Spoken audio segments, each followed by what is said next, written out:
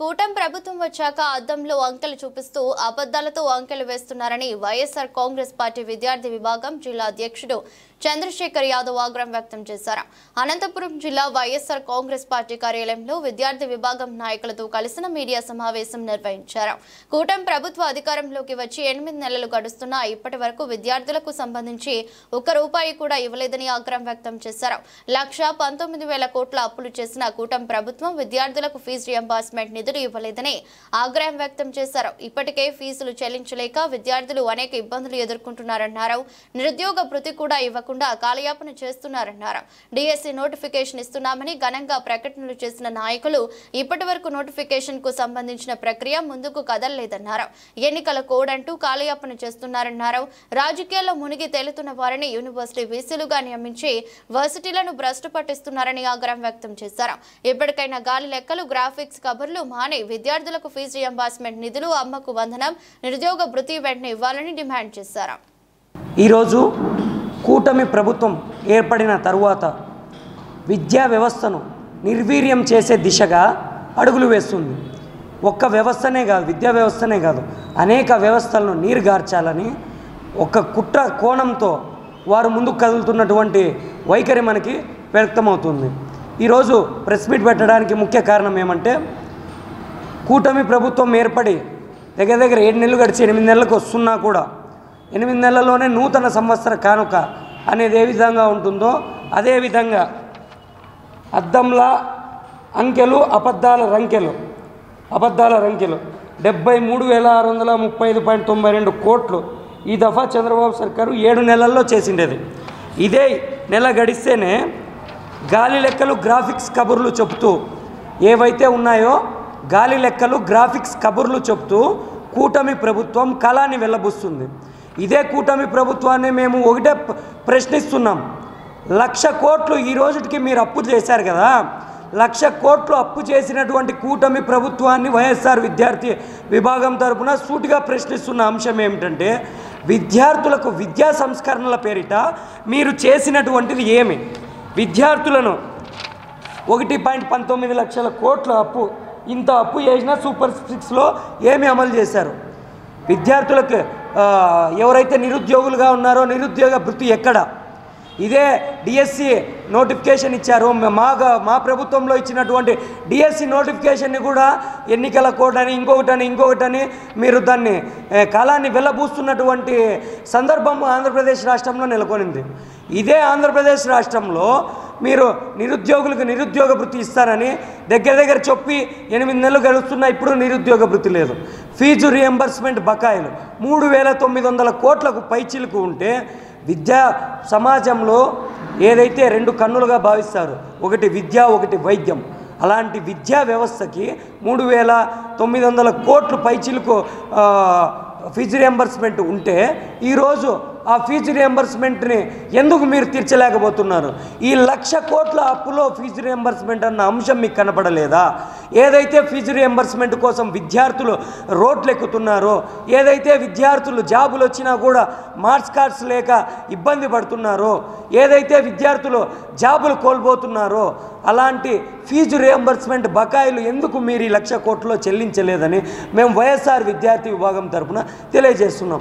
ఇదే ఎలక్షన్స్కి ముందు విద్యా దీవెన, వసతి దీవెన గౌరవ ముఖ్యమంత్రి జగన్మోహన్ రెడ్డి గారు రిలీజ్ చేస్తే అది విద్యార్థుల తల్లుల ఖాతాలో జమ కాకూడదని మీరు కూటమిగా ఉన్నటువంటి మీరు కోర్టుకు పోయిన సందర్భం మీకు గుర్తులేదా? అంటే విద్యార్థులకు సొమ్ము చెల్లించాలి అన్న అంశం ఏదైతే ఉందో ఆ సొమ్ముని విద్యార్థుల ఖాతాల్లోకి జమ కాకూడదు, విద్యార్థులు ఎప్పుడైతే ఇబ్బందులు పడే ధోరణి ఉండాలి అన్న ధోరణి అనేది మీ రాష్ట్ర ప్రభుత్వంలో మీరు ప్రతిబింబించేలా మీ పాలన సాగుతుందని మేము వైఎస్ఆర్ విద్యార్థి విభాగం తరపున తెలియజేస్తున్నాం.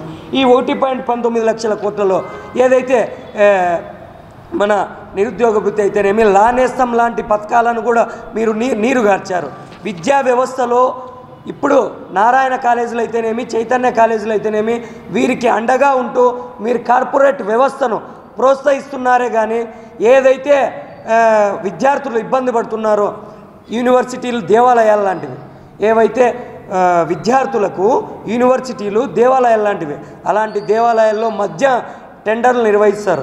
అలాంటి యూనివర్సిటీలను ఇన్ఛార్జ్ వీసీలతో పాలన సాగిస్తూ ఈరోజు ఎవరైతే మీకు మెప్పు పొందిస్తున్నారో వాళ్ళకి ఈరోజు వీసీలుగా పదవులు అలాట్ చేస్తున్నారు. ఈరోజు యూనివర్సిటీల యందు రంగులతో సైతం మీరు మార్చివేస్తున్నటువంటి పరిస్థితి ధోరణి నెలకొనింది.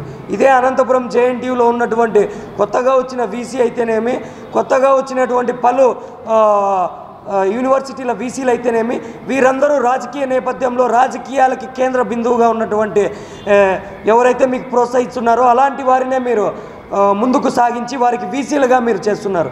ఈ 1,00,000 కోట్ల అప్పు ఏదైతే ఉందో ఈ 1,00,000 కోట్ల అప్పులో విద్యార్థులకు రావాల్సినటువంటి ఫీజు రియంబర్స్మెంట్ బకాయిలు, స్కాలర్షిప్లు అన్నిటినీ మీరు విడుదల చేయాలని, విడుదల చేయని ఎడల వైఎస్ఆర్ విద్యార్థి విభాగం ఆధ్వర్యంలో రాష్ట్ర వ్యాప్తంగా మేము ఆందోళన కార్యక్రమాలు నిర్వహిస్తామని, విద్యార్థులైనటువంటి మహిళలకు రక్షణ కరువైందని, అలాంటి రక్షణకి సపరేట్ టీమును నిర్వహించి ఈ 1,00,000 కోట్లు ఏదైతే ఉందో ఆ 1,00,000 కోట్లకి సంబంధించిన టెక్నికల్ టీము సంబంధించి కొన్ని స్కూళ్ళల్లో వాళ్ళకి జీతాలు కూడా ఈరోజు మీరు ఇవ్వలేని పరిస్థితి. విద్యార్థులకు ఏదైతే విద్యతో పాటు టెక్నికల్ ఎడ్యుకేషన్ కావాలని గత ప్రభుత్వం అడుగులు ముందుకేసి టెక్నికల్గా కొందరిని నియమిస్తే అలాంటి వారికి ఇప్పుడు కూడా మీరు జీతాలు జమ చేయని పరిస్థితి, వాళ్ళ ఉద్యోగాలకు కానీ భద్రత కరువైన పరిస్థితి ఏర్పడింది. మహిళా టీచర్లకు కానీ రక్షణ కరువైంది కూటమి ప్రభుత్వంలో. దిశ లాంటి చట్టంతో జగన్మోహన్ రెడ్డి గారు ముందుకు వస్తే మీరు ఆ దిశ లాంటి చట్టాన్ని కానీ నీరు గార్చాలని పక్కన పెడతారు. విదేశీ విద్యా దీవెన ఎక్కడికి వెళ్ళింది?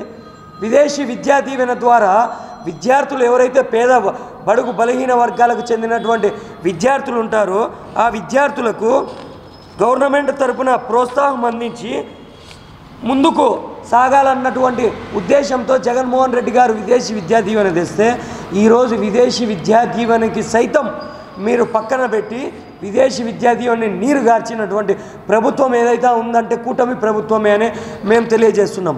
అలాగే ప్రతి మంగళవారం వస్తే చాలు మంగళవారం అప్పుల వారం, మంగళవారం అప్పుల వారం అన్నట్టుగా ప్రతి మంగళవారం అప్పులు చేస్తూ ఈ కూటమి ప్రభుత్వం ముందుకు సాగుతుంది.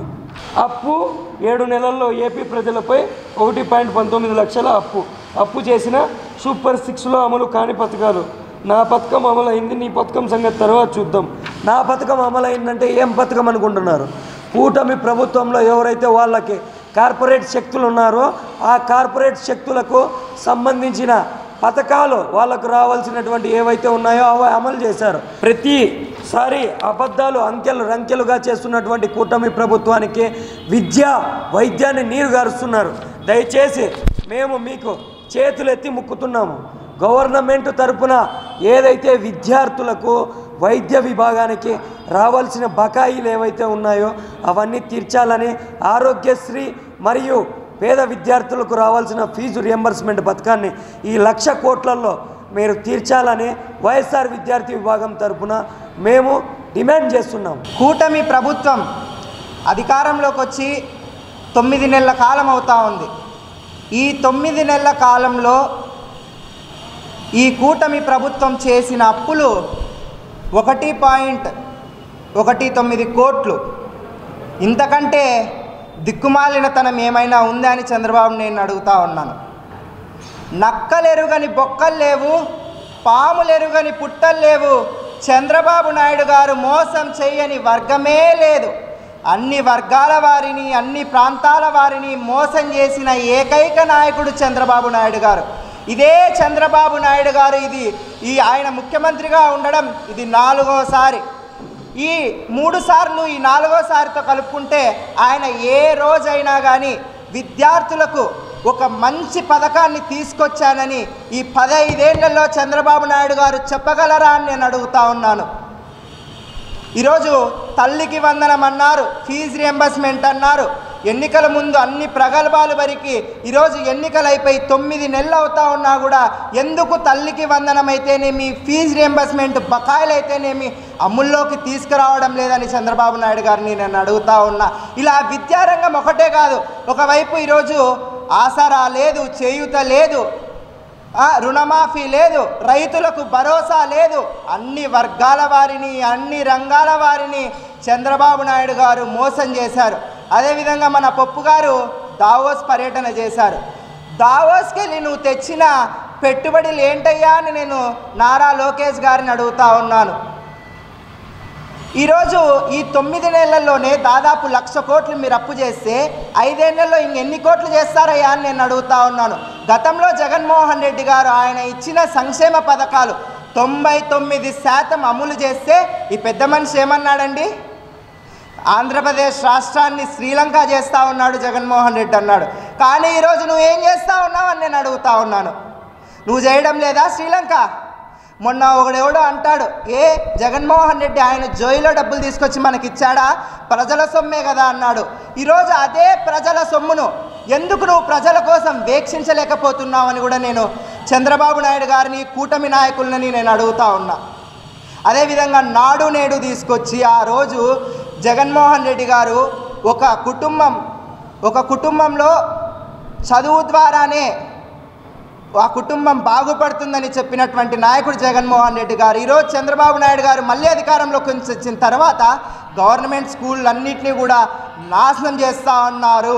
ఆయన ఎంతసేపు ఉన్నా వాళ్ళ శాసనసభ్యులుగాను, వాళ్ళ మంత్రులుగాను లక్షలు ఫీజులు దండుకోవాలి, వాళ్ళు కాలేజీలు, వాళ్ళ స్కూళ్ళే బాగుపడాలి, పేద విద్యార్థులు ఏ రోజు కూడా చదువుకోకూడదు అని చంద్రబాబు నాయుడు గారు దురుద్దేశంతో ఉన్నారు.